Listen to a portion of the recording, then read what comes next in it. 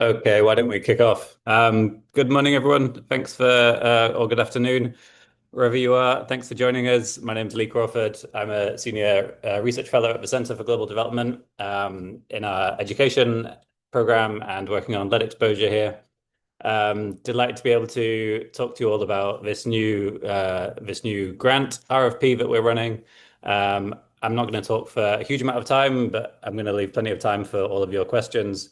So yeah, feel free to jump in at the end. So I think we may as well have my colleague Theo Mitchell is on the call, and I think we may also have Tom Hurd from Coefficient Giving, who will both also be here to help answer any questions. Original items, small shops. So the opportunity we have to $5 million available to support high impact research. Our goal is really to help solve this problem, so to help answer the questions that policymakers have and the questions that can really help to generate action and generate impact. This is the second round of these proposals. So we did another one 2 years ago, which ended up funding, I think, 9 initial projects, and then a series of follow-on projects after that. Our preference is for research focused on low and middle income countries. That's not an absolute hard line, particularly if studies might have relevance for these contexts. But I'll go into that more in a second. And we're really open to any kind of research from different disciplines or methods. We really just care about impact, and so are open to all sorts of different proposals. Most of us at the Centre for Global Development are economists, and so we have a particular outlook. But if there are proposals which we think look interesting, but we aren't well qualified to evaluate, then we'll get external reviewers in to look at those proposals. Some of the proposals we have recommended for funding in the past have been more kind of basic science proposals. So we're trying not to be biased for any particular type of research. The proposal is the process, sorry, is going to be that the Centre for Global Development, a panel of senior staff at CGD, will review these initial expressions of interest along with coefficient giving. We'll then come back to the proposals that we think we are most likely to be able to fund and ask for more detail. We'll try not to waste people's time by asking for more information if we don't think there's a good chance of funding the project. Then final decisions will be made by coefficient giving, and the grants will come directly from coefficient giving rather than from CGD. They're much better at doing grant administration than we are. So this figure just shows the scale of the burden. So this is by region, with India and China pulled out as specific countries. This is the cumulative blood lead burden. So it's simply multiplying the mean blood lead in each country by the population in that country. And so you can see, sub-Saharan Africa is around a fifth of the global burden. India alone is another fifth. And then most of the rest is in Asia. North America is right down there at the bottom with 1%. So, if there's a project in North America that has broad relevance, that is around improving testing or generalizable knowledge, then we might consider funding that. But we're less likely to be interested in funding a project in a country that has a relatively small share of this burden, because we want to tackle as much of this burden as we possibly can. So that's just some context. And so I think strong fits for this call are, we want high quality proposals that are ideally relevant to a decision that can, help guide action by different funders and governments to try and tackle this exposure. Ideally, generalizable lessons that can travel across multiple countries, and good value, which I'm going to leave vaguely defined. We're open to lots of different sizes of budgets, but we're going to try and match that to the value of the information that we think each project provides. And I'd say we're probably less likely to select work that is focused on one specific narrow context without broader lessons. So we had a lot of proposals in our first round for a blood lead assessment or a source assessment in a specific context that would be really important for policy and decision making in that context and probably worth someone funding. But with limited generalizable lessons, it's hard to prioritize research that doesn't have broader lessons over research that does. Um, so we laid out in the RFP these four priority themes. You don't need to be restricted to these themes, but these are the ones that we think are particularly important. But indeed, we hope that we are surprised and we see really compelling proposals that don't fall into these categories.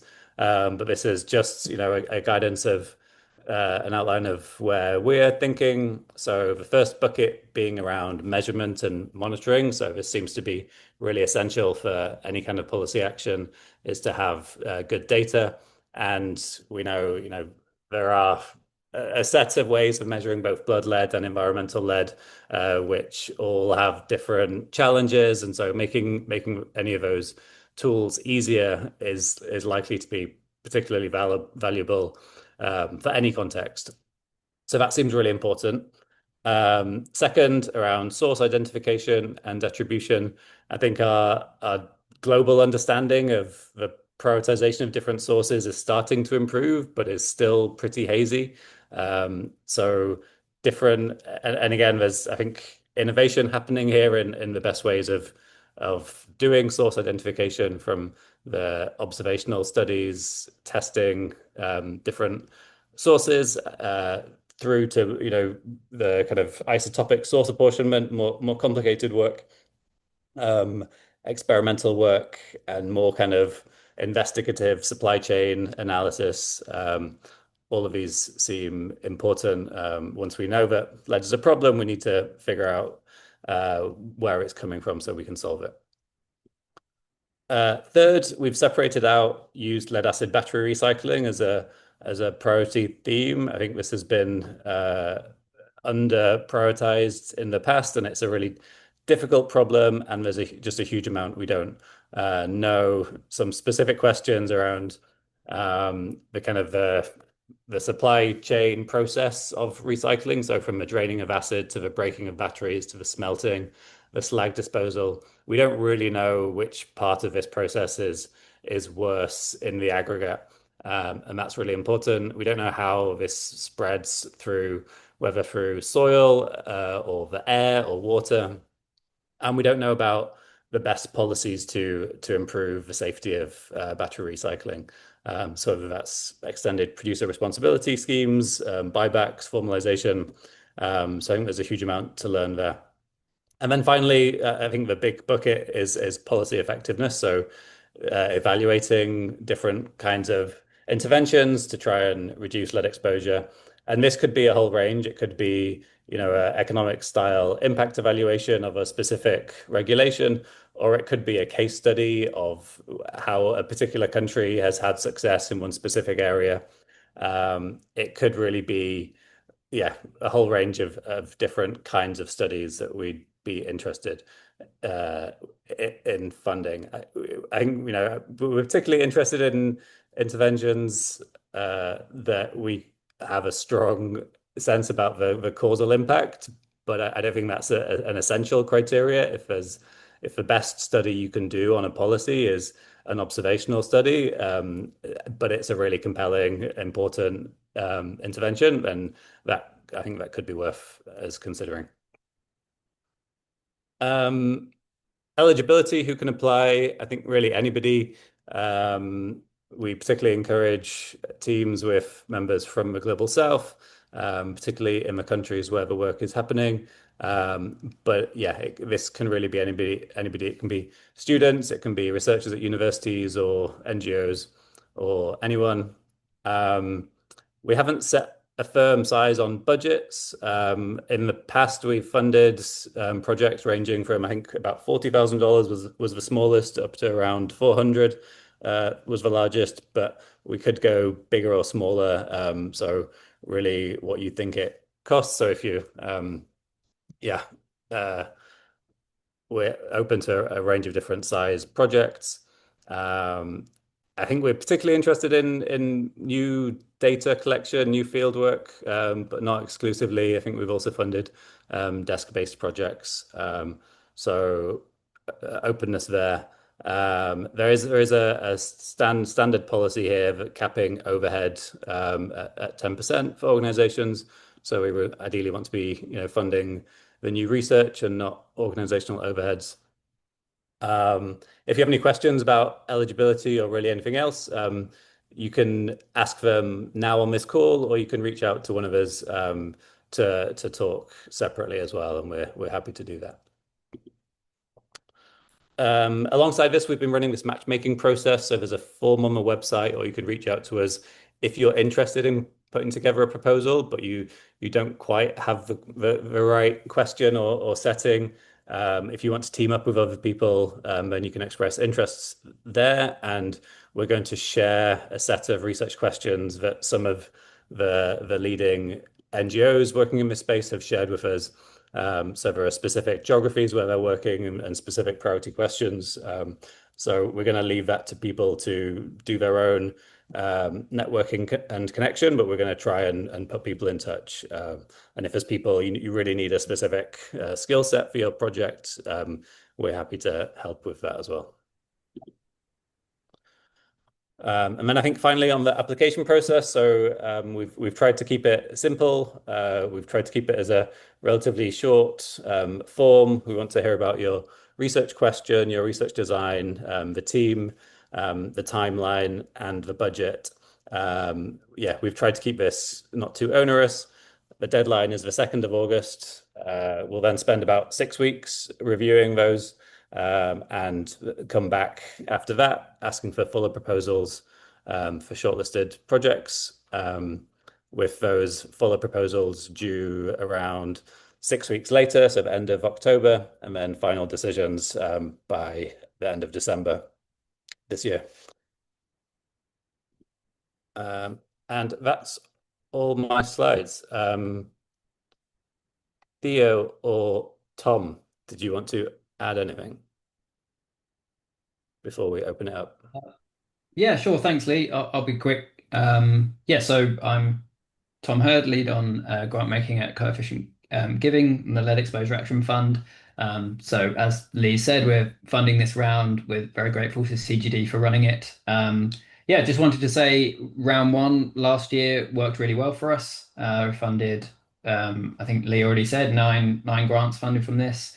And the sourcing value of that for us was really clear. I think I had a look back through my notes, and I think our best guess is that we might have come across and funded maybe one or two of those grants about this RFP. So a lot of the value of this to us is that hoping to be surprised by the questions we haven't thought of in the proposals, as well as get exciting proposals for questions we have thought of. Though some of those sort of themed areas that Lee laid out are certainly very important to us.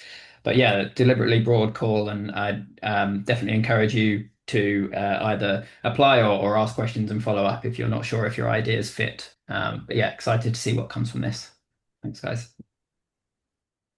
I'll just answer the questions in the chat. There's one, can an organization submit multiple proposals? Absolutely, yes. And we did fund multiple small proposals from the same organization in the last round.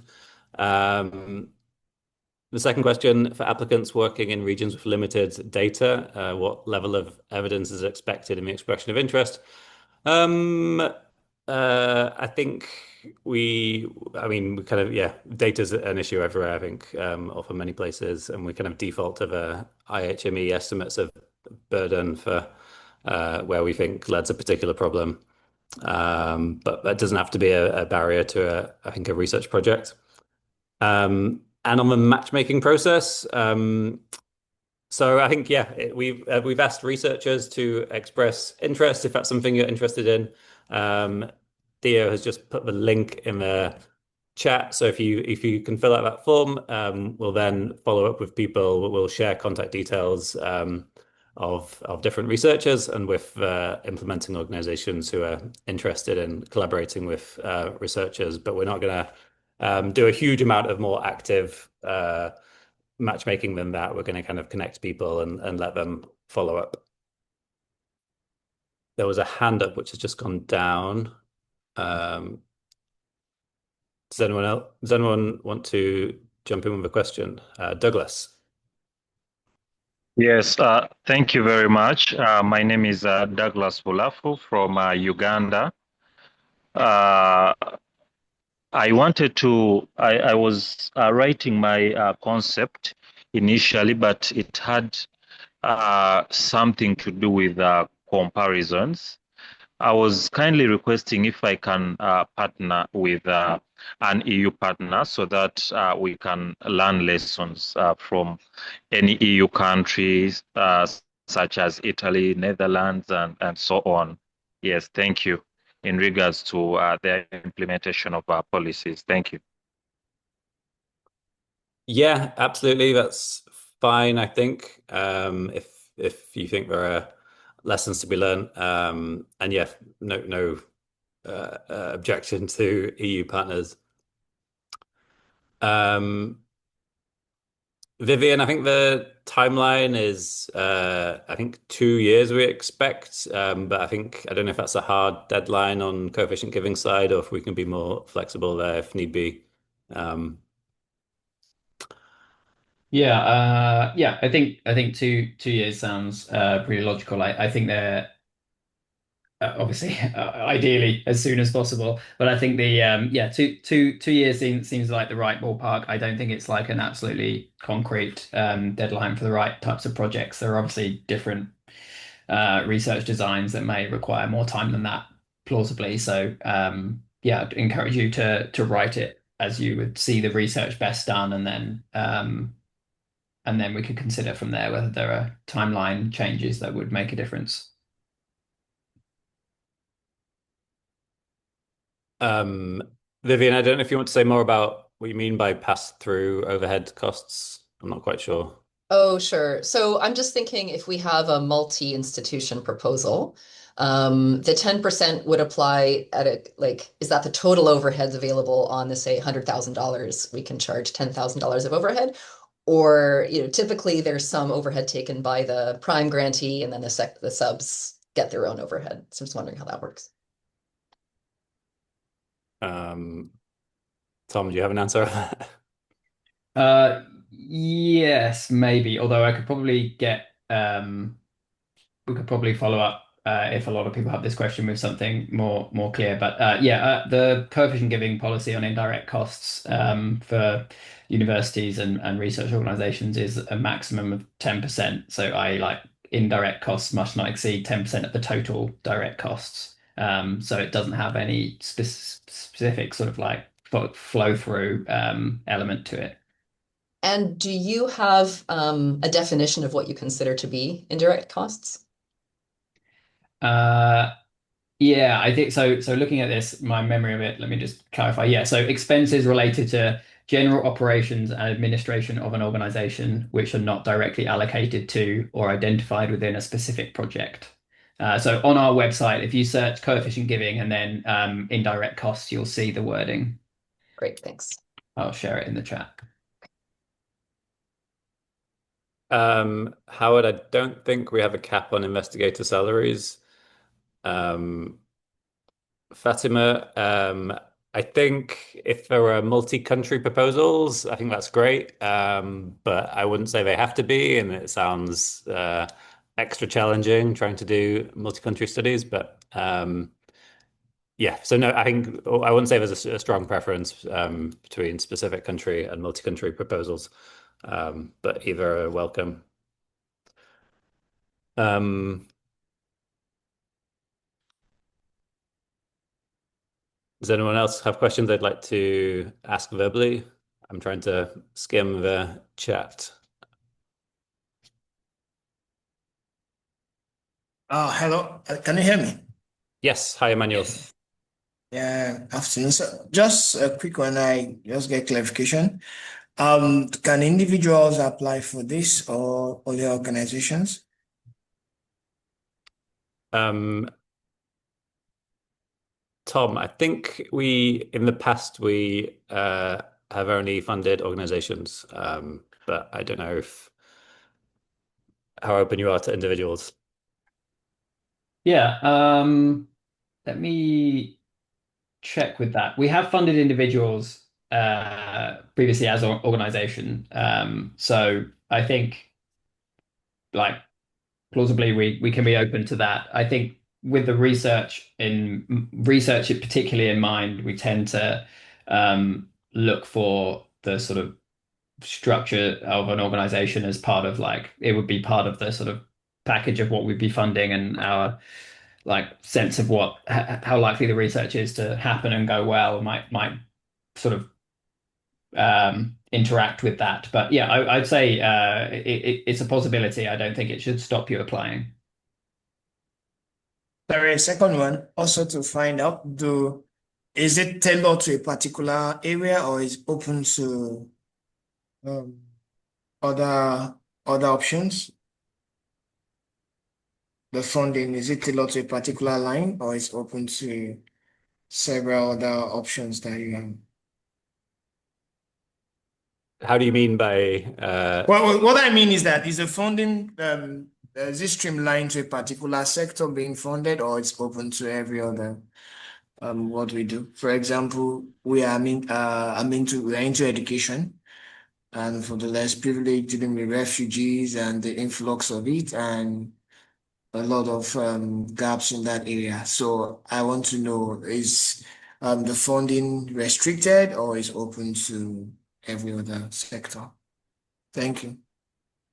So yeah, we're interested in tackling lead exposure and poisoning, and that could be in different locations and different populations. But yeah, that's the focus here is lead poisoning. Thank you for the clarity. I think I get it. There's one in the chat from Vinicius about whether a proposal could be submitted as a kind of add-on to an existing project, which I think makes sense if you have a existing project and there's an addition you'd like to do to that you don't have funding for. I think we'd be happy to consider that. Next on my screen with hands, I see Rodrigo. Thank you. Um, Congratulations. This is a very, very interesting meeting, and we really need,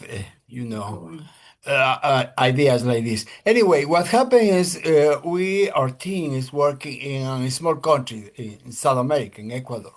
But however, what I'm trying to say is the entire region has been affected with very, very intense environmental degradation. Mining especially costs for mining and all those type of things that affects tons of communities, especially low-income rural communities. And also, in our studies have been also showing that the big growth of the big cities in Latin America, I am talking about the entire region, makes basically a big sources of not traditional environmental exposure to be there. And we have been showing very high levels, like children, mothers, things like that. Because you say that you don't want to even hear proposals from small countries, but I am talking about the region.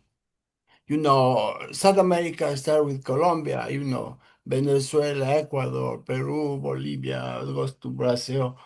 Is very intense the degradation that is going on there. What can we do? What is your point? And also we have now one study in Ecuador working with the community there, agriculture community that's heavily affected by this. Anyway, what is your perspective of this? Mhm. Thank you. Thanks for that. Yeah, I don't want to say we don't want to fund research on small countries, but we want to fund research that will potentially help as many people as possible. And so I think as much as you can draw generalizable lessons that are going to be useful in different places, then that's going to increase the expected value of that research.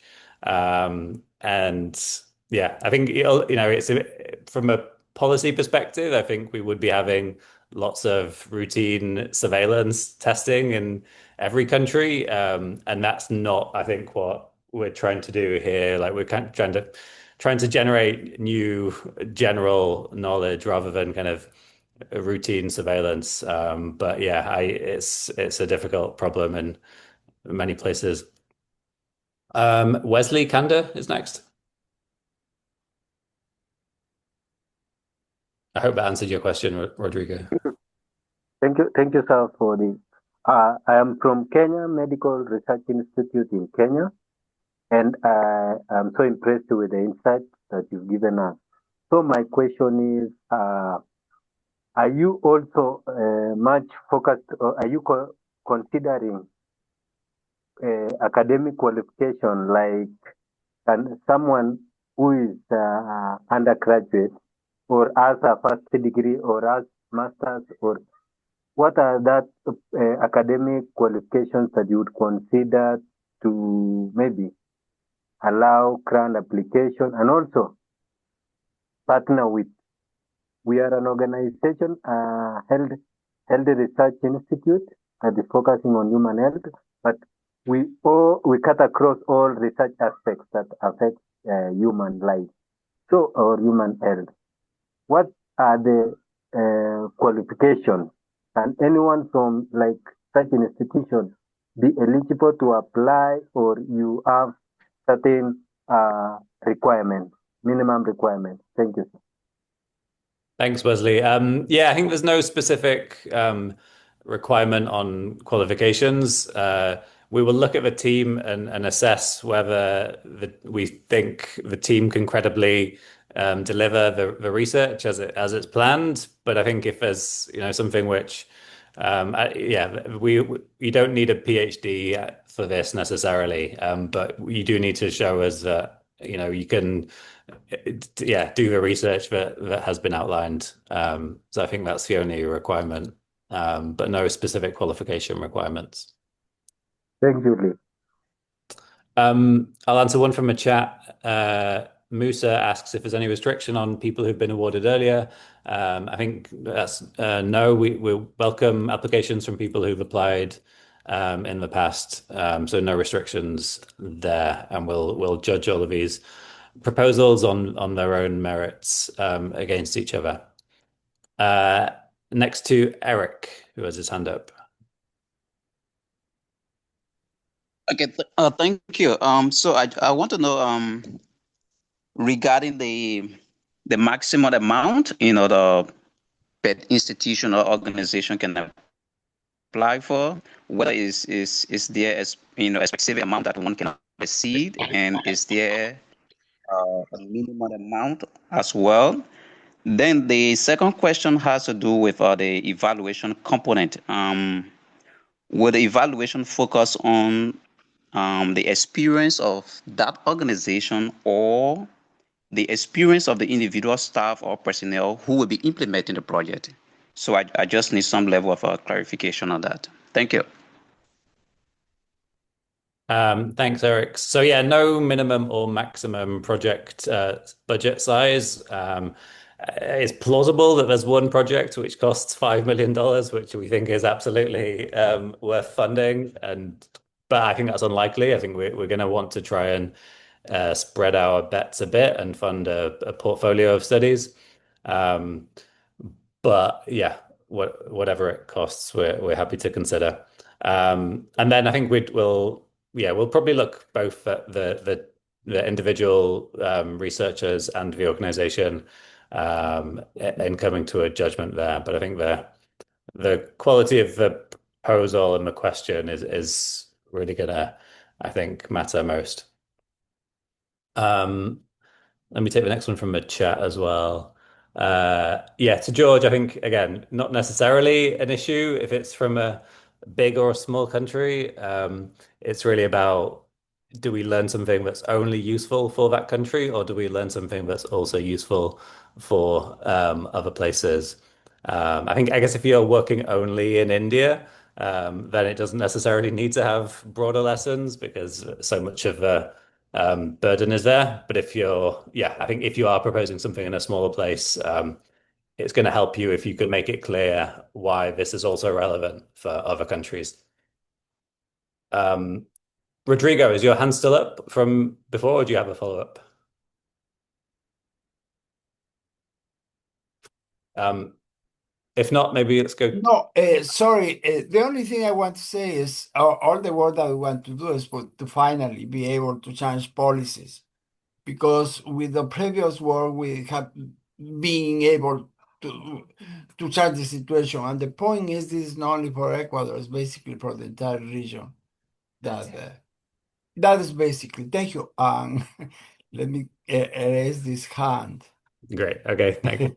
Thank you. Thank you. Over to you, Madalitso. Hi. I'm Madariso from Zambia.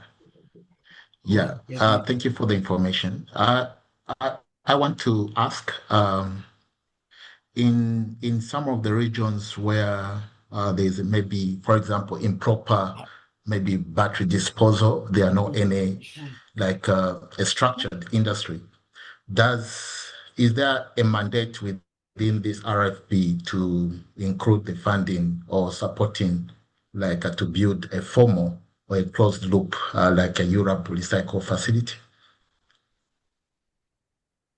Um, I think that's probably outside the scope. I think if you have a research project and there's some implementation part of it, I think we might consider whether some implementation costs would fall into the scope. But I think a full safe battery recycler is going to be a large capital investment, which I think that's a stretch for a research grant.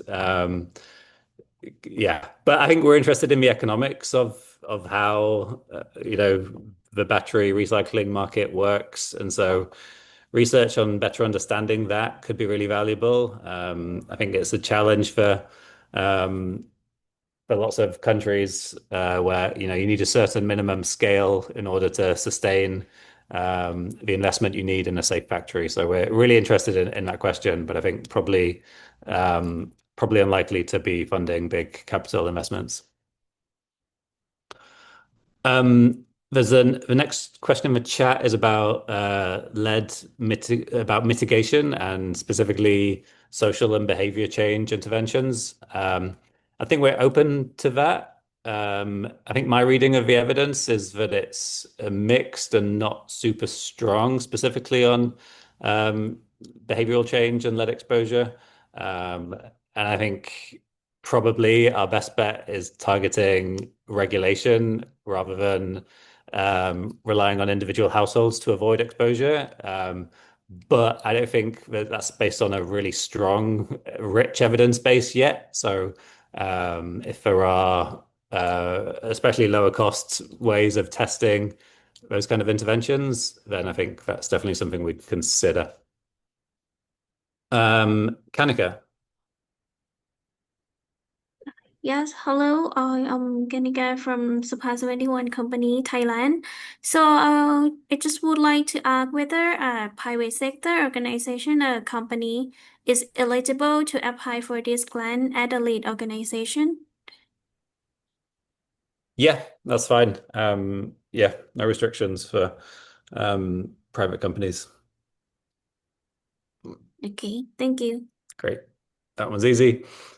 Um, Fine to do multiple principal investigators. It's not required that the PI has a permanent researcher position, although, yeah, if you're proposing a really long project, I guess that's something that we'll consider.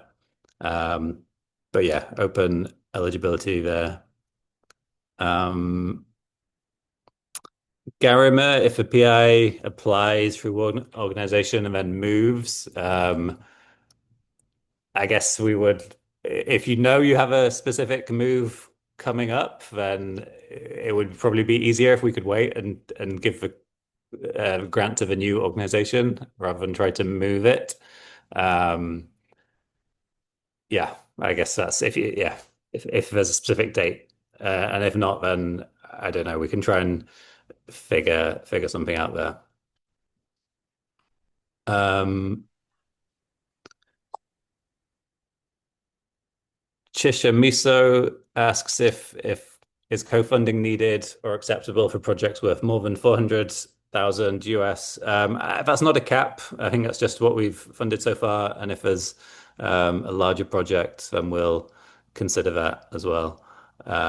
It's just a kind of indication of what we'd funded in the past. But yeah, we do have a bigger budget overall available for this round. Um, I'm just going to keep going through the chat, but others feel free to put your hand up and jump in. Yeah, Alfred. Yes, hello, can you hear me? Yes. Okay, yes. Thank you so much for this call. So what I want to understand is that in the country, maybe for example, like Liberia, can the three organizations come together, apply for this grant? That is one will serve as a lead, and in that, can you also collaborate with educational institutions like universities?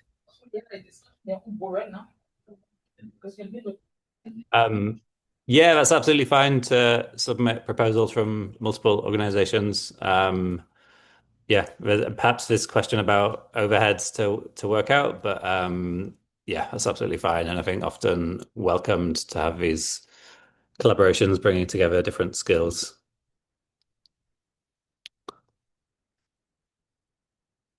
Okay,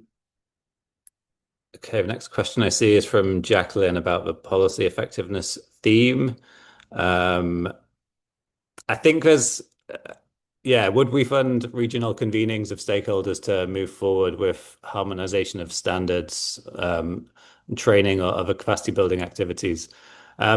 I think there's a bit of a gray line between a research activity and a policy activity. And I think some of this sounds like capacity building would fall more into the kind of policy, like an intervention rather than studying that. Um, but if you were going to produce some research about what is the best way of building capacity or training to try and improve standards, then I think that would be an interest. But I think we're looking for research projects here that answer a specific research question. And so great if you can study policy change, but I think we're not trying to just fund capacity building activities through this. I think I've answered that. Um, yes, I think we can share a recording of this meeting.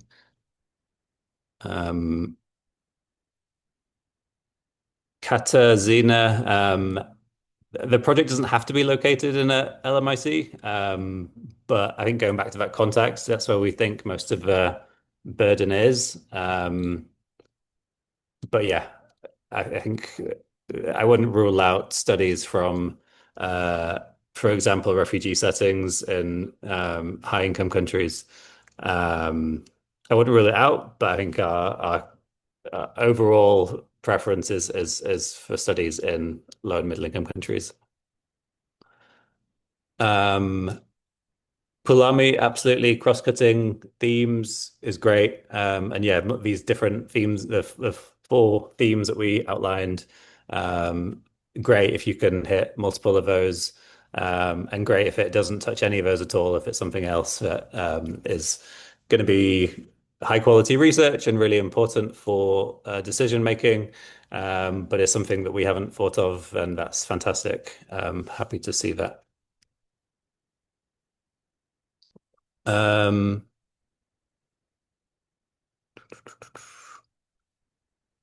I'm not sure what you mean there, Yorani, if you want to expand on that question. George, if equipment